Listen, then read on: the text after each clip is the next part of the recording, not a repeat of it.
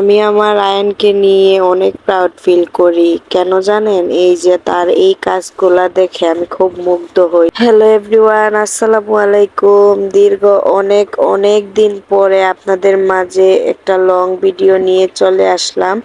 ভিডিওটা বেশি লং করব না, আপনাদেরকে আমি এতটাও বিরক্ত করব না। আমি জানি আমার ভিডিওগুলো দেখতে আপনাদের ভালো লাগে না, তারপরেও আমি কিছুদিন পর পর আপনাদের মাঝে এই বোরিং ভিডিওগুলো নিয়ে হাজির হই, তার জন্য আমি সরি। তো আজকে ভিডিওটা করার একটাই রিজন ছিল, আমি বাহিরে কাজ করতেছিলাম, হঠাৎ সে তার খালামণি তাকে গোসল করে দিছে, আমাকে বলতেছে আম্মু আমি মসজিদে যাব, আমাকে মসজিদে নিয়ে যাও। তো আমি বললাম বাবা তুমি তো এখন একা কিভাবে যাবা, কেউ তো নাই, তুমি ঘরে পড়ো।